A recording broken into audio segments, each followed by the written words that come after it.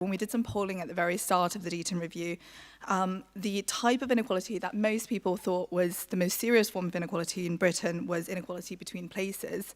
And when we saw that finding, I think it's fair to say at the very start we were quite surprised.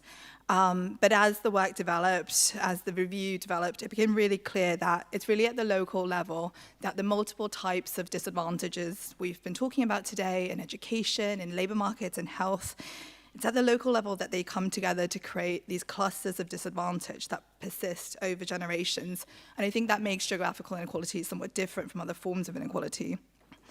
Also, people experience the economy and society through their local areas. And so large inequalities between places can create, oops, sorry, I just realized I haven't actually moved any of my slides.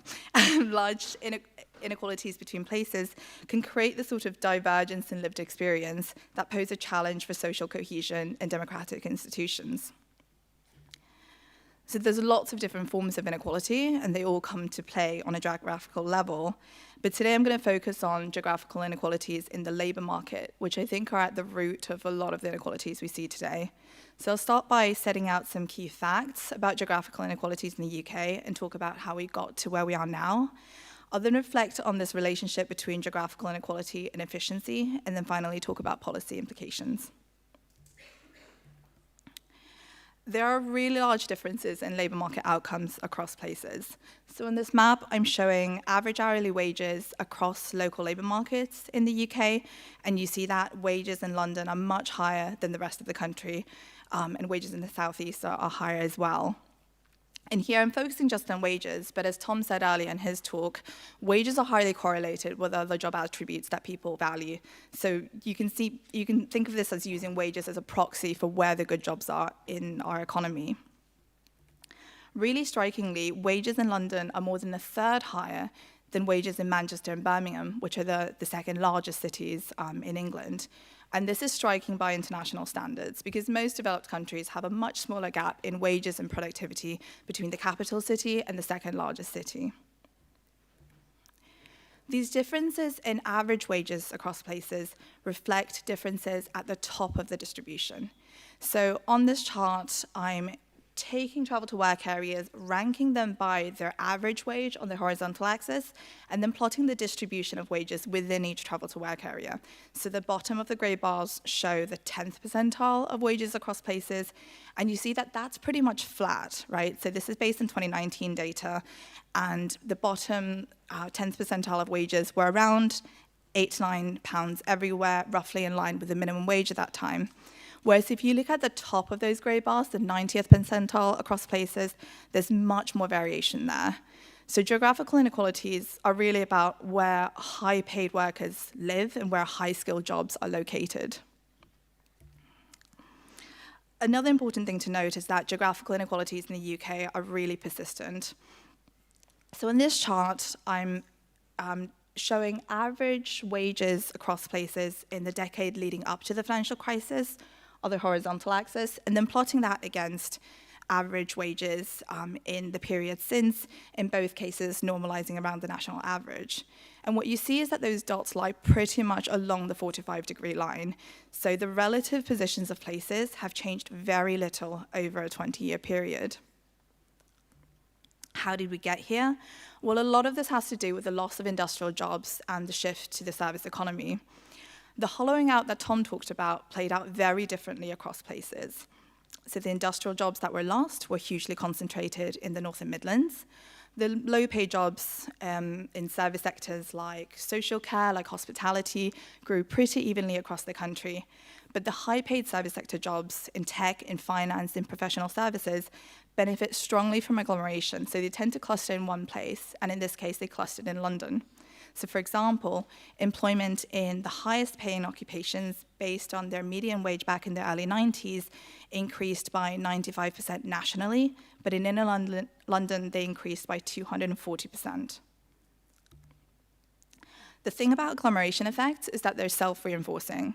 So for example, high-skilled workers will move to places where high-skilled jobs are, and that makes these places more attractive to productive firms looking to hire workers.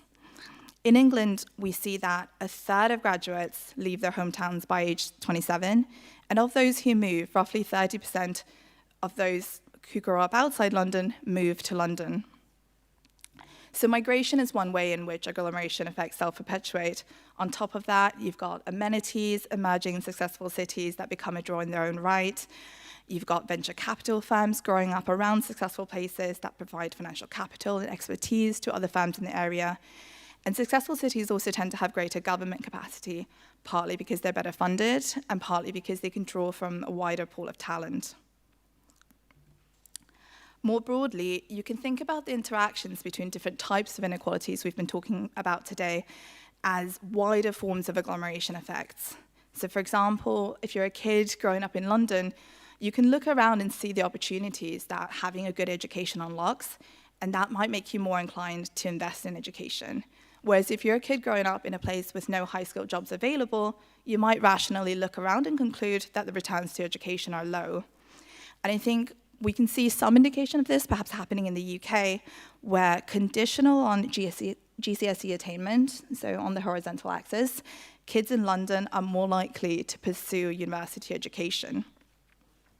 Health is another way in which inequalities compound. So we know that poor labour market opportunities can causally lead to poorer health, especially poor mental health, and then that becomes a limitation on productivity within the area.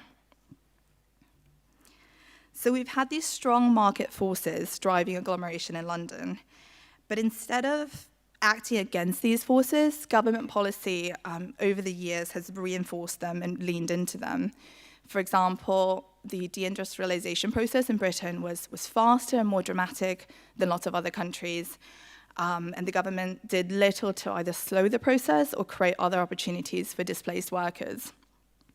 Also, there's been a sustained lack of investment generally, but especially in the North and Midlands. So for example, R&D spending is heavily skewed towards London and the Southeast, but public investment is even more skewed than private investment is. Now, this is the opposite of places like Germany, where the government targets R&D spending at places that don't receive much private investment, and so it uses its own R&D budget to try to level the playing field. The overall consequence of this is that only London remains a high-performing region by European standards. So this chart shows UK regional labour productivity relative to the European average over time. And you see that back in 1960, London was doing well by international standards, but other regions weren't far behind. Whereas if you look at 2010, London's still doing well, but all other regions fell below the European average. And in particular, the UK's second cities, Manchester and Birmingham, were not productive compared to European cities of similar sizes, and they weren't productive enough to lift up their wider regions. Okay, so we've seen that there's big geographical inequalities in the UK, but as Jonathan said earlier, policymakers also care about efficiency. So I want to reflect a bit on the relationship between geographical inequality and efficiency, and in particular argue that the geographical inequalities we see today are not necessarily inefficient, and also talk about those sources, some potential sources of inefficiency. I'm using an efficiency framing here because that's the framing we took for the policy report, but of course there's other reasons that we might care about these sources, these negative consequences of inequality that I talk about later. So the basic point is that regional growth is essentially a coordination problem. So you need a large number of actors, you need firms, workers, venture capitalists, government to come together to create agglomeration, which means that no single individual or firm has an incentive to try to seed a second hub outside London, even if it were socially desirable for there to be one. Now, this is not to say that the current spatial distribution is not efficient, but it certainly means that we can't simply assume that the concentration of activity in London that the market produces is efficient, and that any policies to reduce geographical inequalities would entail an equity efficiency trade-off. What are some of the potential sources of inefficiencies? Well, a classic source that economists talk about is congestion externalities. So people who move to London benefit others through agglomeration, but they also impose costs on other people, so by increasing traffic, pushing up house prices, and so on. And at some point, those congestion externalities could outweigh the benefits of agglomeration. And London does feel quite congested. For example, it has some of the highest housing costs in Europe, as shown in this chart. But a more subtle form of inefficiency is that because people aren't perfectly mobile, large differences in labour market opportunities between places can create mismatch between workers and jobs. In the UK, we've seen graduate shares increase fairly evenly across the country over the past 3 decades, but outside London, the number of graduate jobs has not kept pace with the expansion of higher education, and that's led to a falling graduate wage premium outside London. So in this chart, I'm showing the share of graduates who work in a job that requires a graduate degree across the country. And you'll see that that ranges from about 2/3 in London to around half in many parts of the country, including less than half in Cumbria and Lincolnshire. This mismatch between workers and jobs is often starkest for people from disadvantaged backgrounds. And that's because the wage gains from living in London open up gradually over the course of people's careers, and it's kids from wealthy families who can afford to move to London and pay the higher housing costs up front in order to reap those gains in the future. And so in this way, large geographical inequalities are also likely to be bad for social mobility. So this chart shows flows of graduate movers across different types of cities. The chart on the left shows that when you look at graduates as a group, they tend to move from rural places and small cities towards London and other big cities. But if you look at graduates from the most disadvantaged families, you don't see that pattern there. So they don't disproportionately move to London and other cities. Okay, so I'll end by talking a bit about policy. And sort of in line with the talks earlier on, I'm not going to talk about specific detailed policies, but just sketch out 2 broad policy directions that you might think about when we think about geographical inequalities. These directions have quite different implications, I think, on how we allocate public investment. So the first broad direction is that, well, we know we have this really successful city in the UK, which is London, and it's so much more successful than other places that really we should just try to lean into its success and make it more accessible for people from all around the country. So that could include improving transport links between London and other cities to allow more people to commute to London and take advantage of its successful labour market. And indeed, the economic case for High Speed 2 was partly predicated on linking workers and firms to the economic cluster in London.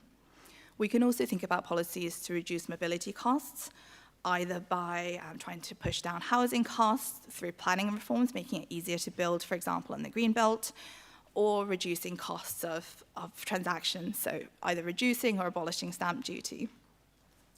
Now, these sorts of policies would alleviate the negative consequences of geographical inequality on the matching between workers and firms, and to some extent on social mobility, but they wouldn't reduce the overall level of geographical inequality. And in fact, they could further entrench the concentration of economic activity in London. So to the extent that people care about differences between places rather than just differences between the outcomes of people who grow up in different places, these sorts of policies wouldn't address those equity concerns. They also wouldn't address the challenges to social cohesion, to democratic institutions that potentially come from large inequalities between places. So in that context, there could be an argument for really trying to move the equilibrium and move to a distribution of activity that's more equal across the UK. And doing that would involve a coordinated effort on the part of the government to create a counterweight to London somewhere outside the southeast, which would involve bringing together all the necessary complements, workers, firms, financial capital, and so on, to really try to kickstart agglomeration. Now, getting place-based policy like this right is hard, right? So even with the best of intentions, the government might not have the information or the ability to pull the right levers to create sustainable agglomeration. And on top of that, there's likely to be political pressures, either to spread resources too thinly, as was the case with the Levelling Up Fund, or to target resources at marginal constituencies. But there are places that have recently succeeded in developing sustainable clusters through place-based policies. And the Economy 2030 inquiry that Anna worked on, I think, pointed to some really nice case studies. and draw out some common themes we can learn from, including the need for comprehensive strategies targeting multiple levers, economic strategies that build on the city's existing strengths, stable and long-term funding, and also significant local and regional leadership, as well as engagement with local, public, private, and third sector actors.